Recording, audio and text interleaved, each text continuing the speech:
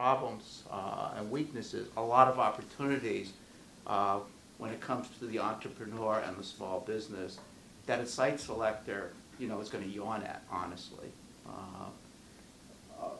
So I think I guess I'm calling out a need for a lot more tidiness about geography as connected to these issues, whether there's strengths, opportunity, weaknesses, because I think it's hard to pull out the stuff to guide your decision making unless you can look at these sort of and commingle them after they're sort of individual frames. So anyway, that makes me feel better at least. and here again, when we get to the industry side, you could bring in the entrepreneurial supply chain piece. I think we've got to bring that position in. Yes, Bill. Yeah, I'd like to follow up on an observation that Kip made before relative to the dropout rate.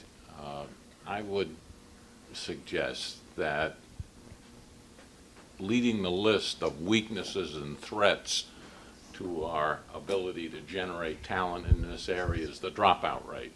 And following up on Tim's observation, to be specific about geography here, that's relevant not just for Holyoke, but certainly for the entire urban area of western Massachusetts, Holyoke, Springfield, and even Chicopee and others.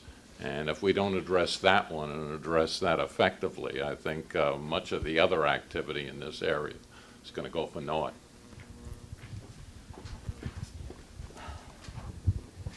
I'll defer to Larry first, and then I'll say something. I think sometimes we tend to try to pigeonhole these things too much and forget that they're all interconnected. When we talk about the school system and we're talking about the diversity of our population, and that's a good thing, but the school system is also made up of this 27% impoverished population. And an impoverished population is a transient population. And if they're bilingual, they're moving between Spanish-speaking school systems and English-speaking school systems here in Holyoke. It's little wonder that people are going to get frustrated as they move back and forth between whether it's Puerto Rico or whatever Spanish-speaking country they may be moving back and forth from. They're going to fall hopelessly behind when they land back in an English-speaking school system, become incredibly frustrated, and they leave school. Poverty is the issue. Poverty is a great driver of poor education system. And I don't know it's the education system. It's the fact that people have no way to make a living. So what we choose to do with the direction of the businesses that we hope to bring in here is going to be a huge factor with the school systems as well. And we need to take a look at the manufacturing. We have manufacturing industry shutting down left and right. And we have incredibly strong work ethic in these people that have lost their jobs. They haven't, but I'm not hearing that as strength. That's a labor pool that's out there and waiting if we can develop more manufacturing here. And if they have more work and they have more money, they're not going to be transient. It's going to be a more stable school system. They're all connected, and sometimes I fail to see the connection there.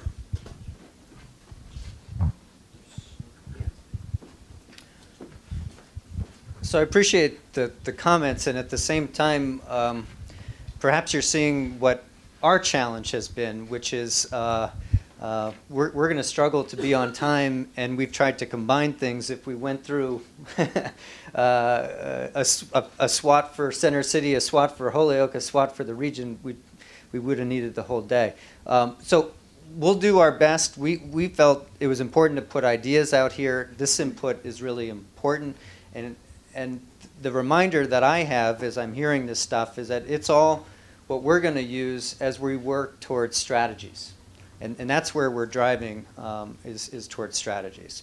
So energy is the next topic. As I said this morning, it's a slightly more upbeat topic compared to some of the demographic data that we saw before. So first, looking at Holyoke energy production by source, we have some data. This is kindly from Jim Lavelle and the Holyoke Gas and Electric. 2010 production estimates of about 375,000 megawatts, with about 60% of that as hydro, another 17% nuclear, and then some other sources as well. When we look out into the next 10 years to 2020, we see a growth in the production, and that comes from a number of different projects that Holyoke is contemplating and pursuing, all in parallel as it anticipates growing demand and the need to maintain the advantage in low-cost green energy. So hydro actually increases its share slightly, as there's another hydro project or two that are out there to add capacity. We add natural gas, we add wind projects, there's solar. So there's some projects out there to, as I would put it, maintain the advantage that we have. Next slide. So that's on the production side and the green energy side. This is the latest data on electricity prices. The rates vary between residential, commercial, and industrial. On the industrial, the rates are about half in Holyoke as what they are statewide, and still lower than the U.S. And so that's a strong advantage. Not the very lowest in the country, but maybe one of the lowest combinations when you factor in green energy.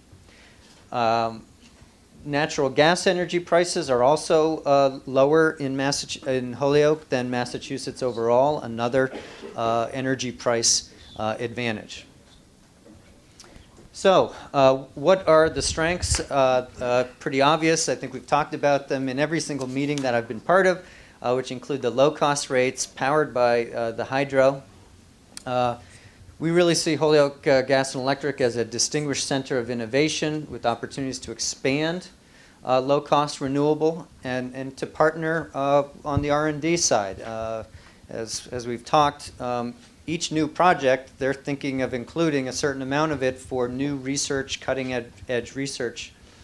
ISO New England, we debated this morning whether it is an energy company. It's the third largest private employer in Holyoke. Should it be in energy, or should it be on the industry side? Because to some extent, one of the things that it did is a few years ago, it decided to locate in this region, in Holyoke. And even before the computing center, it made a choice to be here. And so that has importance. Solar projects in Springfield, you probably have seen in the news that there's a few different projects that are slated, including one that would be, at least as of now, the largest in New England. So it's not only Holyoke that's looking at renewable energy, it's the region. And there's projects both in the region and evidence in Holyoke about power quality, reliability, and redundancy, which is in some cases just as important as the pure rate. Weakness, the low-cost energy advantage is to some extent somewhat limited to Holyoke. It is not a region-wide advantage. And there are some other areas like North Carolina and Texas that have even lower rates than Holyoke. So if that is really your driving factor, you're not always going to win on that if you're doing a nationwide search. Opportunities. Holyoke Gas and Electric plans to implement some different renewable energy projects, expand the competitive green capacity. There certainly are opportunities with the 5 university research consortium to link. I highlighted MIT and UMass because I know of their leadership in renewable energy research. I'm guessing the other universities also have some research in those areas, but to partner on federal grants. Holyoke is part of the Green Communities Act, focused on energy efficiency, especially in public buildings. Becoming a test bed for smart grid and other cutting-edge technologies. I think there's some unique opportunities that have come to light in our discussions as a way to be a proving ground for some technologies. And really building a portfolio around signature enterprises like Holyoke Gas and Electric and ISO New England. threats, the regulatory and cost challenges for renewable energy projects. These are not easy. They're not all slam dunks. If anyone followed the Cape Wind project, that was certainly a very, very long project. I'm not suggesting that's what's in store for this region, but it's not always easy, is my point. When we started this, and I left it here, when we started this project, I think we had an open question, which was, will too much economic development success threaten the low-cost advantage? If you brought in a couple more data centers that consumed roughly the energy that the computing center will, you could erode that competitive advantage pretty quickly. The answer through our research so far suggests that there are additional projects out there, and there is a reason to be confident that that advantage will be maintained, but that is something that will take, you know, work in the coming years, as I know Jim could speak to. And then my final one is that companies seeking low-cost, high-energy use may not be the ones that produce the large number of jobs. And so, you know, we've had some conversations with private companies, some of which do data centers, and, you know, they point blank asked, is that the game you want to be in? Because we might be a high-energy user, and we might, you know, have 50 jobs. And you know, that's not enough to build a strategy around. Any comments or questions on that topic? I have a question. I don't know if it's you or Jim, but when you're talking about the cost competitiveness, if we bring in larger businesses, is it losing that cost competitiveness or the green part of things? Both you would potentially run up against, depending on how much saturation you get from. You could potentially start moving both the price and the renewable points on the curve if you don't keep pace with the growth and economic development. So we have to find ways to get these projects off the ground and others, if needed, to keep scaling with the potential growth, or you will start impacting both elements of the data point.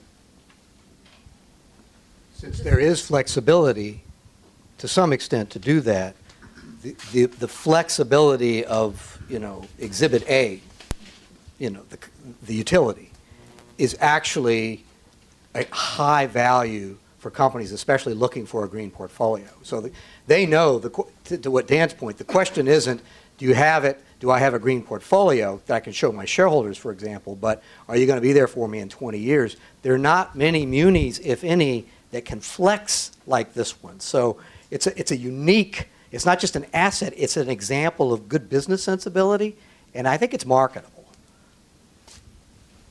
Great. Why don't we keep going, and I'm sure we'll find ways to generate more good input. Transportation is the next category.